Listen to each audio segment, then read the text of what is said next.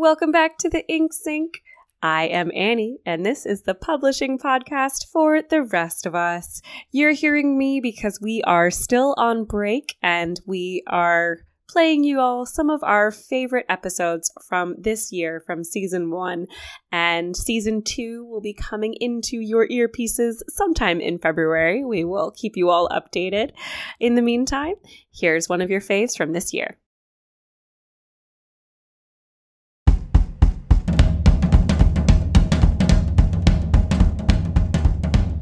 Welcome back to the Ink Sink, everybody. We are here talking about writing, publishing, reading, and I'm feeling a little spicy today, Kaylee. I'm not gonna lie. I have been traveling for the past 2 weeks, so my internal rage is probably at an all-time high.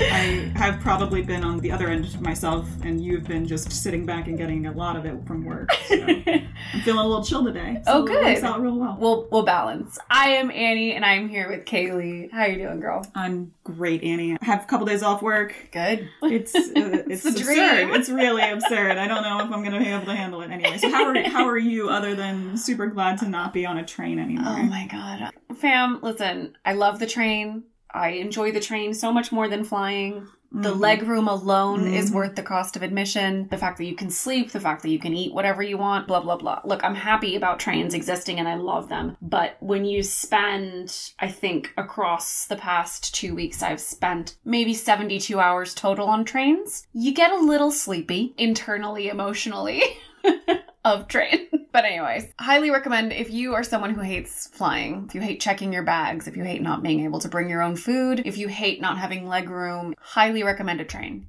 But if you are going to travel for more than a few weeks, there's really no good option. Even a car would suck. So just don't travel. Just stay home. Stay home.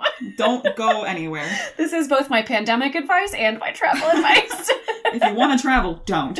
Yeah. If you want to go see people, no. Those people are dead to you now. Just don't go see them. It's fine. You didn't love them anyway. Yeah. Who needs friends or family, honestly? This is getting dark, so I'm going to stop. And we are back, and our big topic for the week is own voices. Kaylee, I know this is one of those really conceptual definitions, but do you want to get us started and tell us what it is and what the conversations about it are? Absolutely. So own voices as a movement was started in 2015 by a female author who wanted to use it as a method of bringing to light the issue in writing and publishing where stories about minorities are not being told by the minorities. But generally speaking, it's been a conversation for a very long time, so nobody can argue, I think, and nobody should. In fact, if you can, don't argue that minorities shouldn't be allowed to tell their story. Like, I cannot express they enough. absolutely should, yes. Like, we should support minorities and broadcast their voices for these stories, 100%. Annie, what do you think? Let's dig deeper into that, I think, because it's such a specific conversation. So what are you seeing that is actually happening, and then the response to it? So I definitely have approached this from not the publishing, like, sure, it's more of a self-publishing as a consumer, and just in general, like through fan fiction and through short fiction that is published through different platforms like Tumblr or Archive of Our Own, blogging platforms, journaling, stuff like that. So I guess I'm approaching it more from just the people that are engaging in these arguments directly as opposed to companies that are approaching this as a discussion. And I've seen people say you can have black characters in your book. You can only have white characters in your book because you're not black. And first off, you don't know. If you're speaking from the internet, you don't know. You assume like a shit ton about the people that you're working with, which you can't. You literally, unless you personally know that this person is an exploitative asshole in real life, like, you don't know what their racial background is. They could look pale-skinned and still have a black mom or dad. That was something that, I don't remember what, I think it was a movie that was written by someone who was not out yet, and they received a lot of criticism for not being part of the queer community, but it was like a shadow outing of them, which is terrible.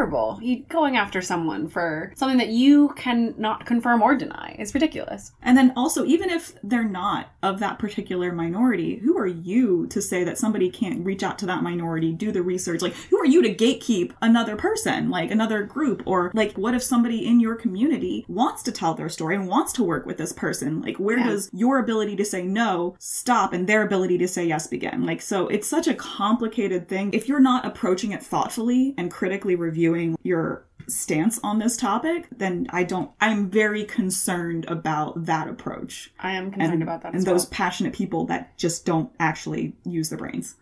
Critical thinking is really important, fam. Yeah, I mean, honestly, we see this online all the time. The bad parts of cancel culture, like piling on for no real reason, just because someone said something about something and then it got retweeted, but it wasn't actually the thing that anyone actually said.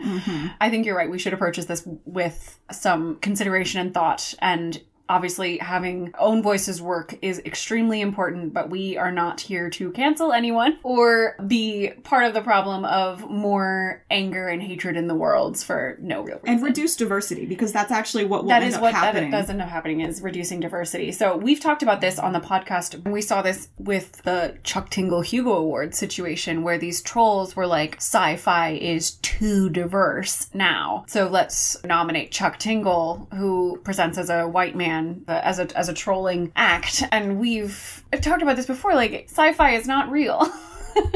There isn't even really as much of an own voices conversation in sci-fi, but we still get that backlash. We still get people rejecting diversity because they feel that it is all encompassing. And that's not at all what anyone is saying. If you feel defensive, if you feel threatened by a person of color in your space, imagine how they feel being rejected from every single space they've been walking into with you in it. If you feel like that there is going to be some kind of violence just because of someone's skin color, that is a prejudice. That is a bias that you have. And I highly recommend analyzing that bias and talking to someone, maybe? Perhaps talking to someone about that, reaching out and figuring out where that bias comes from. And it is possible that maybe you have been subjected to violence, but perhaps blaming that on an entire race of people or an entire group of people is not fair or valid. Own voices, when people talk about own voices, most of the time, what they're talking about are racially diverse. And we are going to be focusing on the American market just because that's what we're most familiar with. And those are the conversations we've been following. So usually they mean Black or brown voices or Asian and Pacific Islander voices or LGBTQ voices writing about characters that also share those characteristics. So Black people writing about Black people, queer people writing about queer people. And again, we've said this before, we use queer just as a shorthand for LGBTQ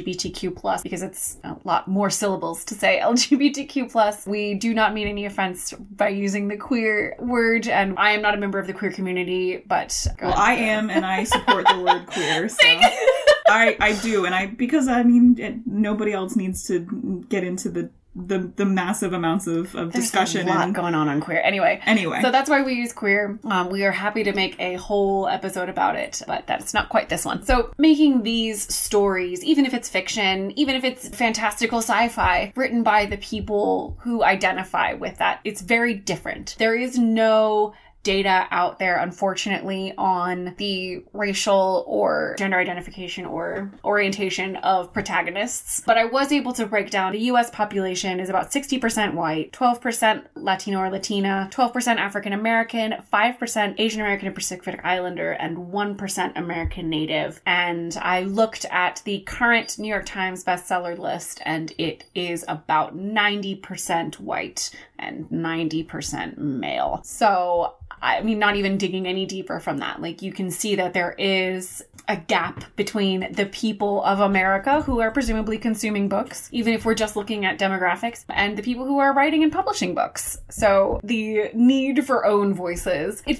feels completely intuitive. Authentic, for sure. You don't even need me to start spouting off data. And that's why we highlight these niche imprints and publishing companies that are coming into fruition right now, and ways that can more respectfully and sustainably reach out to these communities and publish their works, because it hasn't traditionally been available. Because a neat, kishy hashtag doesn't necessarily do anything. The actual work that is going behind the concept of own voices definitely 100% needs to happen. And it needs to happen in the industry. It needs needs to happen in, like, who reviews the pitches, who approves things forward. All the gatekeepers, that's where we need to actually focus on bringing in the diversity. And it is a lot of work. And this isn't any kind of silver bullet. I don't want to make it sound like Own Voices is the cure for all the problems, all the diversity problems in publishing. Own Voices, you can tell from the phrase Own Voices, they're really just talking about authors. There's tons of room for illustrators, editors, marketers who are marketing these Own Voices books who are not diverse either, or who aren't in part of diverse communities either. So we're going to be talking about authors specifically throughout this, and Own Voices works being usually prose, poetry, that kind of thing, written by people of those diverse backgrounds. So this, I don't want to call it a backlash, but this movement, I mean, it goes back forever. There was backlash against Uncle Tom's Cabin, which for those of you who are not in the US or who don't know, Uncle Tom's Cabin was a slave narrative story that was written by a white woman. A lot of people felt a lot of connection to that book, and I don't want to downplay the fact that that fiction was able to work in a way that perhaps a lot of nonfiction at the time was not working. There are a lot of people who draw a line directly from Uncle Tom's Cabin publishing to the Civil War and freeing of the slaves. And again, don't want to downplay that, but the honest truth is that this was a white woman writing about Black people in a situation that she literally could not fully conceive of. And there's not a lot of evidence to really speak to the wide breadth of, say, research that she may or may not have done. Yeah. Yeah. So at the end of the day, slaves did not have the opportunity to write and publish novels. And so it's so difficult. But even back to that time, people have said, can she really accurately write about this life, this story, when she has never been a part of it? And that obviously continues through to today. For those of you who weren't paying attention to the publishing industry in the past few years, American Dirt, it's a fascinating story that really highlights this. If you want to Google that one, it's obviously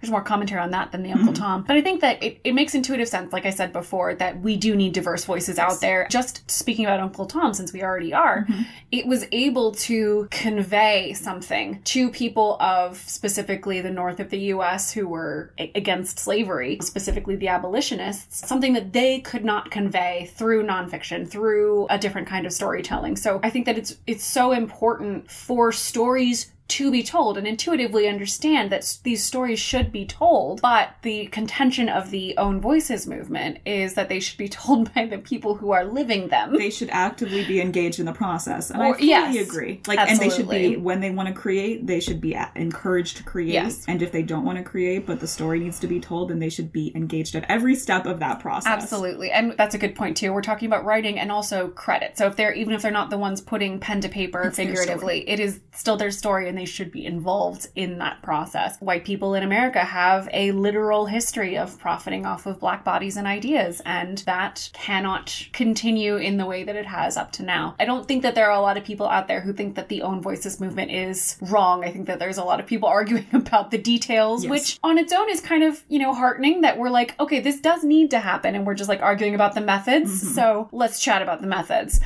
So studies show that children who see themselves represented in media are overall happier and overall have better self-esteem. And I could go into all of the studies that show that children having higher self-esteem are better citizens, better people, better parents, better spouses, better human beings existing out in the world. So the benefits are there. And a lot of times this really comes up in children's literature and children's publishing. This was a stat that was brought up by a classmate of mine, and it blew my mind. So of course, it's not crazy that 60% or so of protagonists in children's literature are white. Humans in the United States, 60% of them are white. Like, it's not, I don't think that is as out of bounds as it could be, but the next highest percentage is not any people of color. It is, in fact, animals. It's white people and animals. And I feel like that fact on its own is insane in its implications. It's very concerning. And I think that it's separately concerning because in a lot of places, authors are stepping back from the racial conversations by making all of their characters animals, which has its own deeply unfortunate implications. Yes. Again, for those who may not know, or if you've just been sheltered, the white supremacist movement in this country has a history of equating people of color with various animals. We don't need to go all the way into that, but it's very problematic on its own. Google's trends, actually, you said this was started in 2015.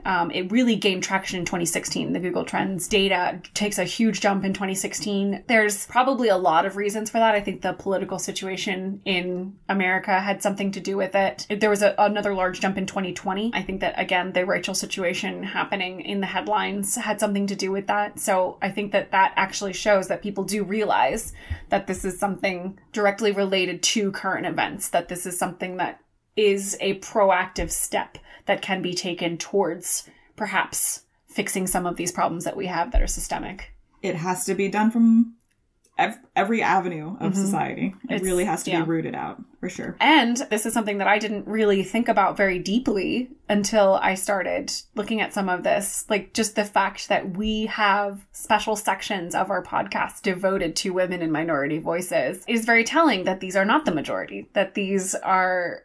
We find these because they're unique pieces that people have to write about. Exactly. They are different. Most imprints out there, for those of you who are just new to publishing, most imprints focus on genre or story style. They don't focus on the human beings writing the stories or the characters themselves. So it's news. It is not common. We talk about it because we have to. And that was one of the main points of us starting this podcast, was making sure that there was at least a little bit of a platform that maybe they weren't getting elsewhere, because they are so rare. So obviously, again, we aren't subtle. Our opinions on this are pretty clear. Pretty straightforward. Yeah. And we do obviously hope to see more of this in the future. I had an honorable mention that I wanted to bring up in Gideon the Ninth. The author Tamsin Muir, which I'm probably pronouncing that incorrectly, I apologize, does identify as a lesbian, and there are many characters in that book who don't actually say their sexuality. But this was something that I came across when I was writing my review of the book and posting it. I look at other people's reviews, and someone was like, oh, they said this was a queer book, but there's very little queer stuff in it. I mean, I guess people are, in love with each other, but it doesn't seem like that's the center of the story. And I'm like, no, that's the point. That queer it shouldn't people be. Just live their lives. They do. They just live their life. They sit on couches sometimes, and they don't have to do it queerly. Like, they don't they don't just walk around thinking about how gay they are. Like, that's not a thing.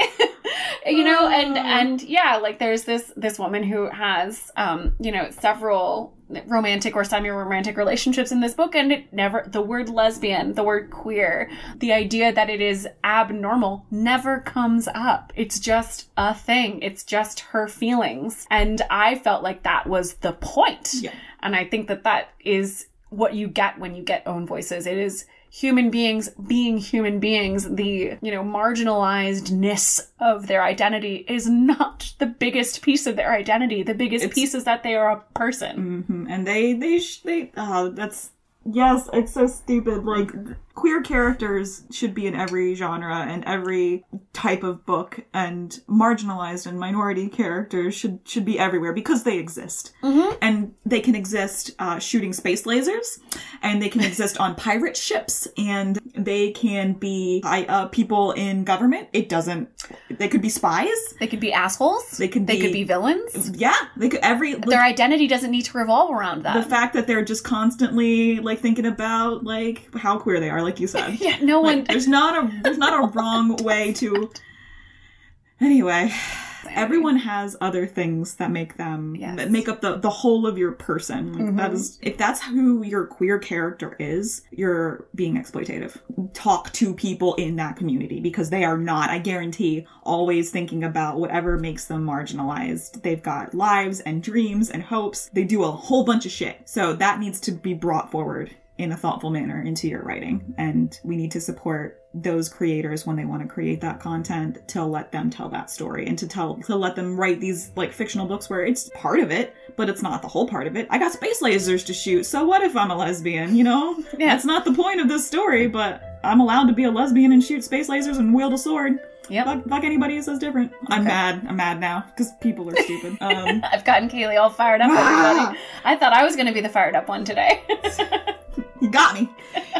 Don't be an asshole. I feel like that's a lot of what mine boiled down to. But, those are your parting thoughts. Yeah, don't be an asshole. Don't be an asshole. Thanks for listening. This is The Ink Zinc. I'm Annie. And I'm Kelly.